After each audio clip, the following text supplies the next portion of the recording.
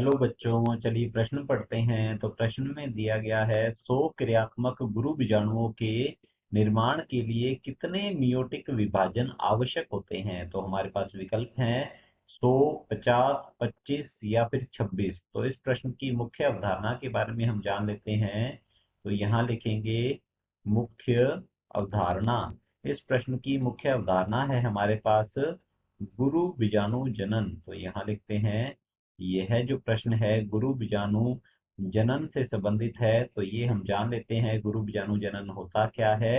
तो यहाँ हम लिखते हैं गुरु बीजाणु मातृ कोशिका जो होती है, गुरु बीजाणु मातृ कोशिका, मातृ कोशिका में मातृ कोशिका में अर्धसूत्री विभाजन द्वारा, अर्धसूत्री विभाजन, अर्धसूत्री विभाजन द्वारा अगुणित अगुणित गुरु बीजाणुओं का निर्माण, अगुणित गुरु बीजाणुओं का निर्माण जो है, का निर्माण गुरु बीजाणु जनन कहलाता है। तो हम जान लेते हैं इसके बारे में। बीजांड जो होता है, तो यहाँ लिखते हैं तो बीजांड जिसे कि गुरु बीजाणु धानी भी कहते हैं। तो यहाँ लिखेंगे इसे गुरु बीजाणु धानी के नाम से भी जाना जाता है। इसके बीजांड द्वारीय सिरे की ओर एक बड़ी कोशिका होती है, सघन जीव द्रव्य वाली, बड़े केंद्रक वाली। उसे हम कहते हैं गुरु बीजाणु, गुरु बीजाणु मातृ कोशिका, मातृ कोशिका इसे कहा जाता है। और यह गुणिता में होती है द्विगुणित। इसमें अर्धसूत्री विभाजन होता है। तो यहाँ लिखेंगे अर्धसूत्री कोशिका, अर्धसूत्री कोशिका विभाजन इसमें होता है, जिससे कि 4 गुरु बीजाणु जो है इनका निर्माण होता है।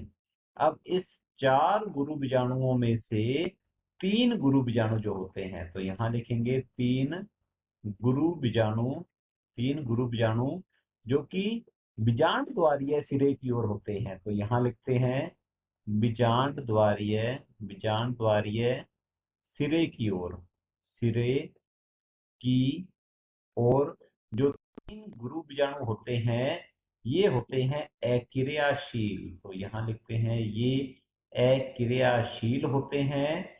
और इनमें से केवल एक गुरु बीजाणु जो है, एक गुरु बीजाणु जो कि निभागीय सिरे की ओर होता है। तो हम यहाँ लिख सकते हैं इसके बारे में निभागीय, निभागीय सिरे, सिरे की ओर, निभागीय सिरे की ओर जो गुरु बीजाणु है यह होता है क्रियाशील गुरु बीजाणु। तो यहाँ लिखते हैं यह क्रियाशील गुरु बीजाणु होता है।